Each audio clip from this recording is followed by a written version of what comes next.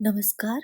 हम महर्षि दयानंद सरस्वती विश्वविद्यालय के प्रथम सेमेस्टर की सामान्य हिंदी के पाठ्यक्रम में समावेशित रचनाओं का अध्ययन कर रहे हैं और उसी क्रम में हम प्रिय प्रवास का अध्ययन कर रहे हैं, जो कि अयोध्या सिंह उपाध्याय हरिओत की रचना है और खड़ी बोली का प्रथम महाकाव्य माना जाता है। और उसके द्वादश सर्ग में जो गोवर्धन धारण प्रसंग है, हम उसका अध्ययन कर रहे हैं।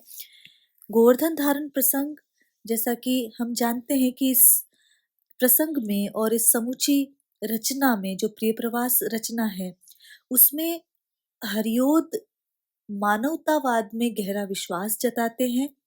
जैसा कि हम जानते हैं कि मानवतावाद जो है वो नए युग का या आधुनिक युग के चिंतन का एक सर्वाधिक महत्वपूर्ण विचार है।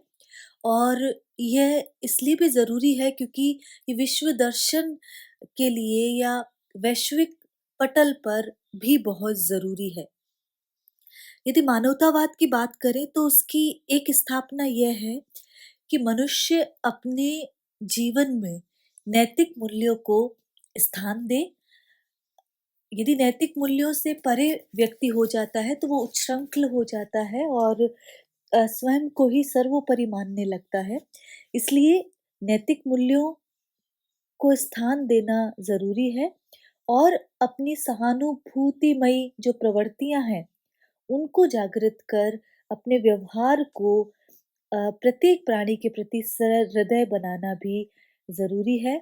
तो हरिओद यहाँ ये कहना चाह रहे हैं कृष्ण के माध्यम से कि प्रत्येक व्यक्ति मानवता की सेवा को अपना प्रधान धर्म माने।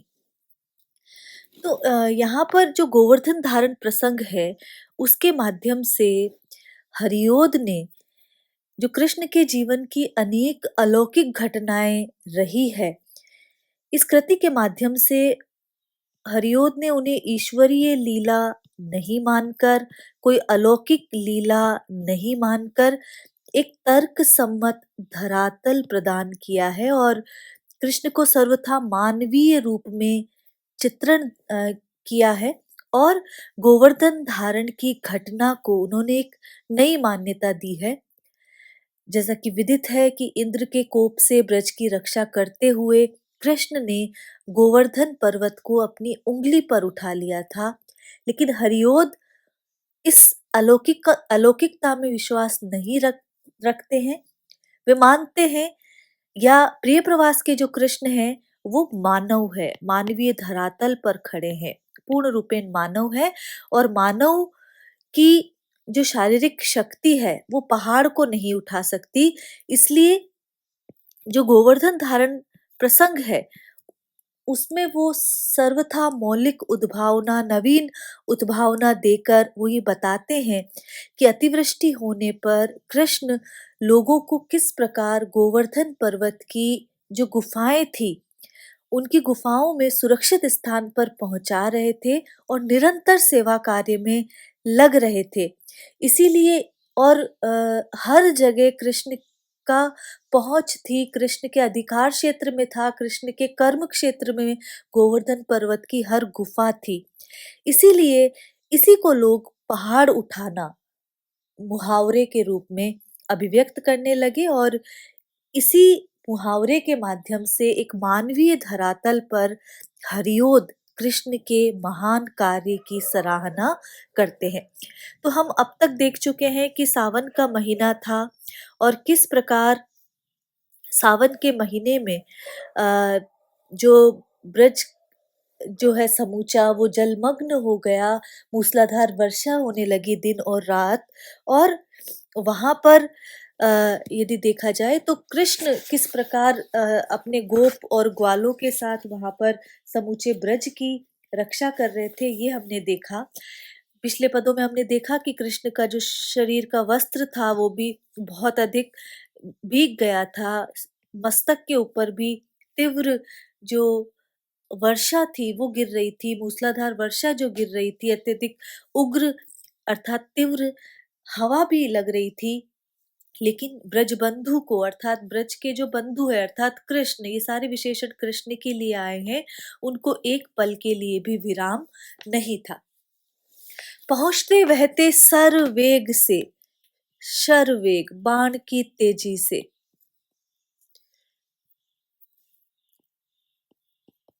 विपद संकुल आकुल ओक में। जहां पर विपत्ति हो, विपत्ति से ग्रस्त लोग हो, व्याकुल लोग हो, और वहां तुरंत पहुंचते थे, तुरंत थे करते वह नाश भी, परम वीर समान विपत्ति का। और श्रेष्ठ वीर की तरह, परम वीर के तरह वो विपत्ति का वहां पहुंचकर तुरंत ही विनाश भी कर देते थे। लख अलौकिक स्फूर्ति सुदक्षता, चकित स्तंभित गोक समूह था। तो उस समय जिन भी लोगों ने कृष्ण की स्फूर्ति को देखा, तेजी को देखा, उनकी कुशलता को देखा, तो वहां पर जो ग्वालों का जो समूह था, वो कृष्ण की स्फूर्ति को देखकर आश्चर्यचकित था और स्तंभित। कोई ऐसा दृश्य देख लेना जिस पर सहसा विश्वास नहीं हो तो स्तंभित हो जाते हैं। तो ऐसे ही गोपों का समूह, ग्वालों का समूह आश्चर्यचकित और स्तंभित हो गया था। अधिकतः बंधता यह ध्यान था, ब्रज विभूषण है शतशः बने। और ऐसा देखकर, कृष्ण की अलौकिक स्फूर्ति और दक्षता को देखकर यह ध्यान पड़ता था कि कृष्ण ने शतशः अर्थात सैकड़ों रूप धारण कर लिए हैं। कहने का मतलब ये था कि एक कुछ पल के लिए एक गुफा में होते थे, तुरंत वो तीव्रता से दूसरी गुफा में पहुंच जाते थे, और जहां पर भी लोग परेशान थे, जहां पर भी लोग विपत्ति में फंसे हुए थे, वे हर क्षण वहां पहुंचकर उनका विनाश करते हुए दिखाई दे रहे थे। विपत्ति का, उनकी विपत्ति दूर करते हुए दिखाई दे रहे थे। इसलिए यह प्रतीत हो रहा था कि कृष्ण ने सैकड़ों रूप धारण कर लिए हैं। सधन गोधन को पुर ग्राम को, जलज लोचन ने कुछ काल में कुशल से गिरिमध्य बसा दिया, लघु बना पवनादि प्रमाद को। तो यहाँ पर कवि कहना चाह रहे हैं, जो गोप उद्धव को जो घटना स्मृति के माध्यम से बता रहा है, वहां ये कह रहा है कि कृष्ण ने अपनी सुदक्षता से कुछ ही क्षणों में ब्रजवासियों को उनके पशुधन और उनके धन के साथ बड़ी कुशलता से, जलज लोचन कृष्ण के लिए जिनके कमल के समान नयन है, कुशल से गिरिमध्य बसा दिया, लघु बना पवनादि प्रमाद को। तो सहजता से, अपनी कुशलता से, कार्य कुशलता और साहस से समूचे ब्रज को उनके पशुधन और धन के साथ, जितनी भी उनकी वस्तुएं थी उनके साथ, गोवर्धन पर्वत के गुफाओं के बीच बसा दिया कुशलता पूर्वक। और किसको छोटा बना दिया? पवन आदि का जो प्रमाद था, आंधी तूफान का जो वेग था, जो बारिश की भयावहता थी, उन सब को छोटा बनाकर वो तुरंत ही उनको, ब्रज के समूचे लोगों को, पशुधन को गोवर्धन पर्वत के मध्य पहुंचाकर बसा दिया। प्रकृति क्रुद्ध 6-7 दिनों रही। क्रुद्ध इस तरह लिखा जाएगा, प्रकृति क्रुद्ध 6-7 दिनों रही, कुछ प्रभेद ना हुआ प्रकोप में। प्रभेद का तात्पर्य है अंतर, कि इसी तरह जो प्रकृति है, जो धारासार वर्षा है, जो प्रभंजन है, वो 6-7 दिनों इसी तरह क्रुद्ध रही, कुपित रही, लेकिन कुछ भी, और जो प्रकोप है उसमें भी कोई कमी नहीं आई। पर सयत्न रहे वह सर्व था, वह कृष्ण के लिए आया है, लेकिन इन 6-7 दिनों में भी हर क्षण कृष्ण प्रयत्नशील रहे, यत्न पूर्वक अपना काम करते रहे। तनिक क्लांति हुई न ब्रजेंद्र को, और उन्हें थोड़ी सी भी थकान नहीं हुई। जो ब्रज का इंद्र है, जो ब्रज का राजा है अर्थात कृष्ण, तो उन्हें भी जरा भी थकान नहीं हुई। तो विपत्ति के समय कृष्ण ने किस प्रकार सधैर्य और यत्न पूर्वक, कुशलता पूर्वक ब्रजवासियों की रक्षा की है, ये विशेषता इन पदों में व्यंजित हुई है। यदि हम देखें तो अनुप्रास और सहोक्ति अलंकार है, तत्सम प्रधान शब्दावली है, और सभी शब्दों का प्रयोग भावानुकूल है। प्रतिधरी प्रति पर्वत कंदरा निवसते जिनमें ब्रज लोग थे, बहु सुरक्षित थी ब्रजदेव के। विभिन्न प्रकार के विशेषणों का प्रयोग है कृष्ण के लिए। परम यत्न सुचारु श्रेष्ठ, सुचारु का अर्थ है श्रेष्ठ या सुंदर प्रबंध से। तो गोवर्धन पर्वत की जो प्रत्येक गुफा या कंदरा जिसमें ब्रजवासी रह रहे थे वो बहुत अधिक सुरक्षित थी परम यत्न सुचारु प्रबंध से, क्योंकि कृष्ण का प्रबंधन जो है वो इतना श्रेष्ठ था, इतनी सुव्यवस्था थी कि वो सारी कंदराएं सारे प्रकोपों को मात दे रही थी और वो पूर्ण रूपेण सुरक्षित थी। भ्रमण ही करते सबने उन्हें सकल काल, सभी समय, हर समय कहना चाह रहे हैं यहाँ। लखा, लखा का मतलब देखा। सप्रसन्नता, प्रसन्नता के साथ। रजनी भी उनकी कटती रही सविधि रक्षण में ब्रजलोक के। और कृष्ण को जिन भी लोगों ने देखा हर समय घूमते ही देखा, हर समय लोगों की मदद करते हुए भी देखा, और वो भी एक शिकन भी नहीं, थकन भी नहीं, प्रसन्नता के साथ घूमते हुए देखा। तो इस प्रकार दिन के साथ साथ उनकी रात्रि भी ब्रज के लोगों के यत्न पूर्वक रक्षण में कटती रही। तो कृष्ण रात्रि में भी विश्राम नहीं करते थे और हर तरह से रक्षा करने के लिए वो सभी गुफाओं में निरंतर प्रसन्नता पूर्वक घूमते रहते थे। ये यहाँ पर कवि ने व्यंजित किया है। तो कृष्ण की जो श्रमशीलता है और जो सेवा भावना है वो इन पदों में व्यंजित हुई है और अनुप्रास, यमक और काव्यलिंग अलंकारों का प्रयोग है। लख अपार प्रसार गिरिंद्र में, गिरिंद्र जो पर्वतों का राजा है उसके लिए यहाँ पर गोवर्धन की बात की जा रही है।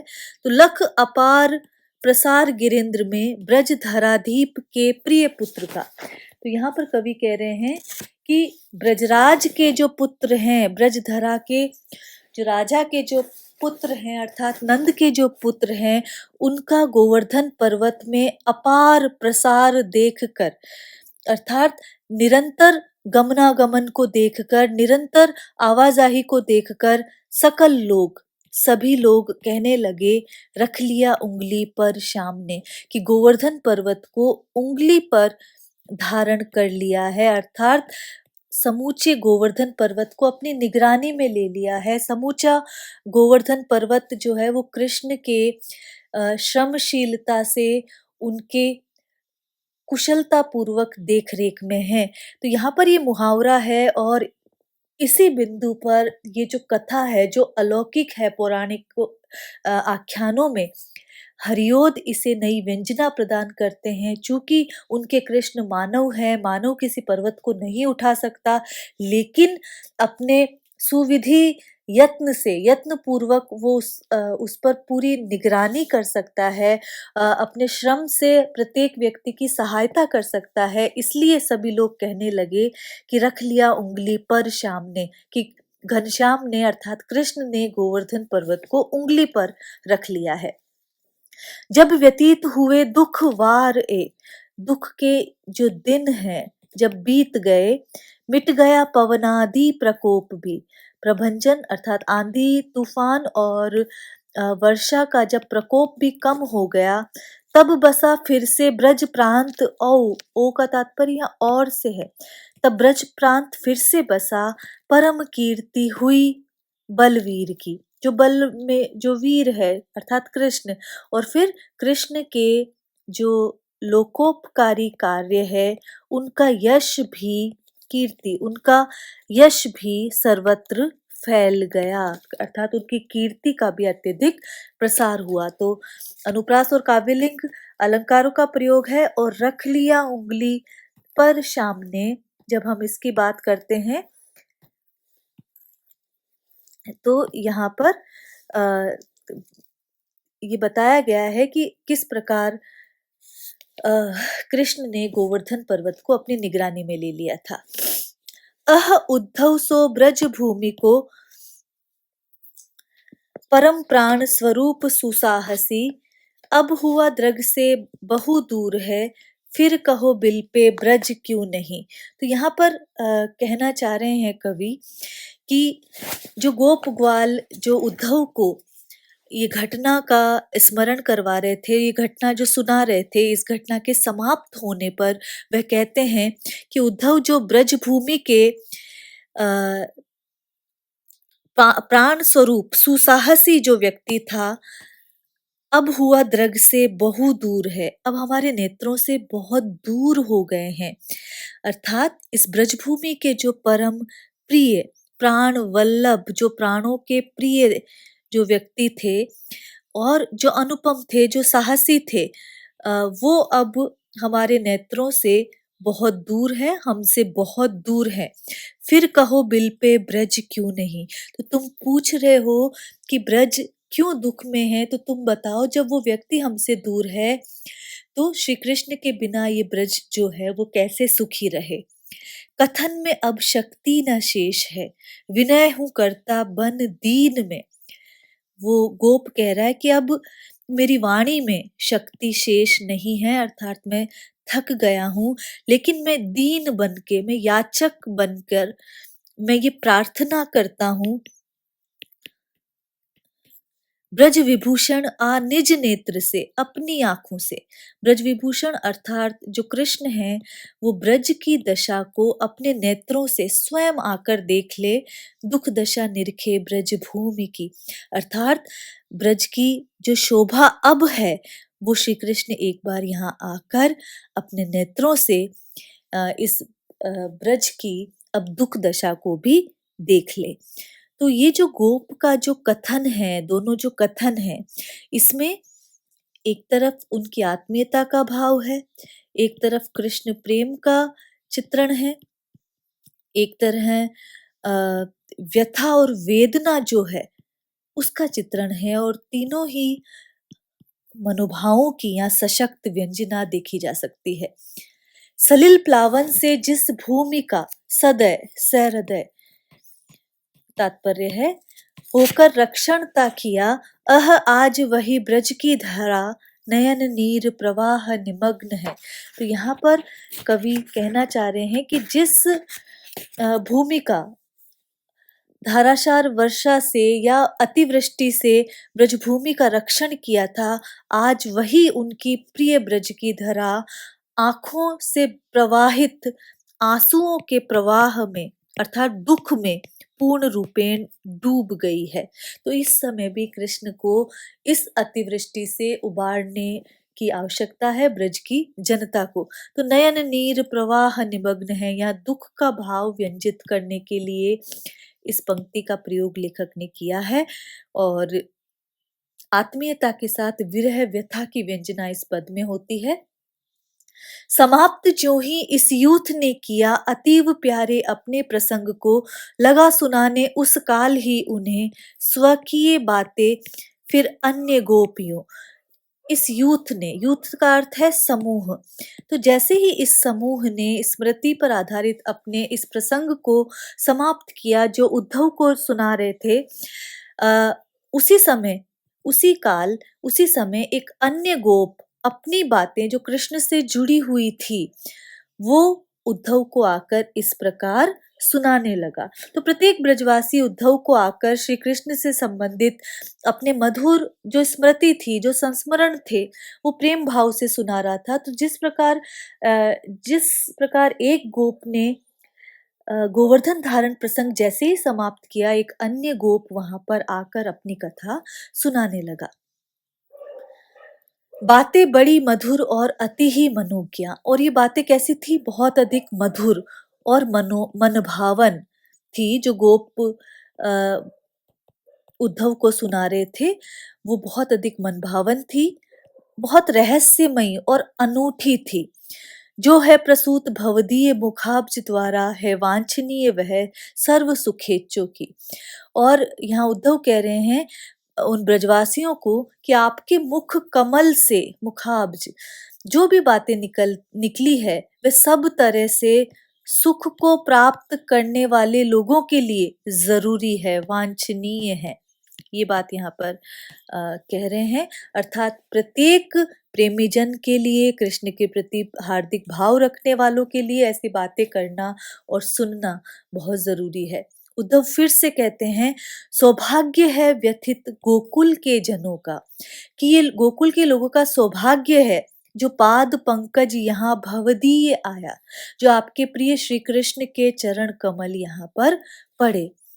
हे भाग्य की कुटिलता वचनोपयोगी, और अ, यदि भाग्य मनचाहा नहीं होता, यथोचित होता नहीं, यदि कार्यकारी, यदि भाग्य मनचाहा फलदायी और कार्य साधक नहीं हो तो उसे भाग्य की कुटिलता ही कहना जरूरी है, यदि कृष्ण यहाँ पर नहीं है। तो ये कहकर ब्रजवासियों को उद्धव सांत्वना देने का प्रयास कर रहे हैं, और वो कहना चाह रहे हैं कि ये जो गोकुल के लोगों का सौभाग्य ही है जो श्री कृष्ण के चरण कमल यहाँ पड़े।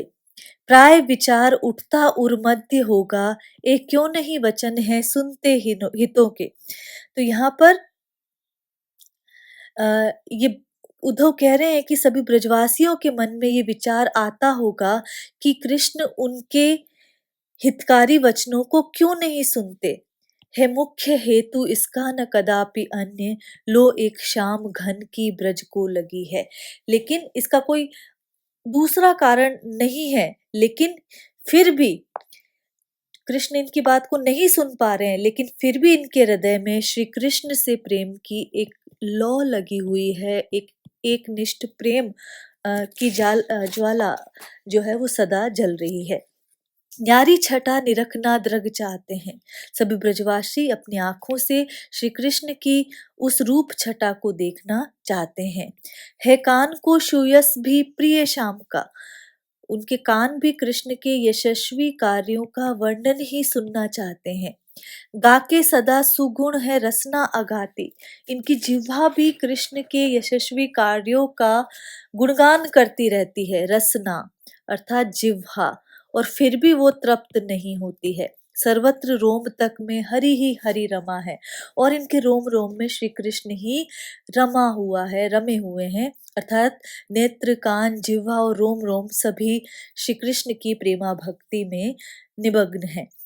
तो यहाँ पर हमने इन पदों में, इस प्रसंग में ये देखा कि किस प्रकार कृष्ण के प्रेम में जो समूचा ब्रज है वो व्यथित है, और लेकिन एकनिष्ठ भक्ति में लीन है।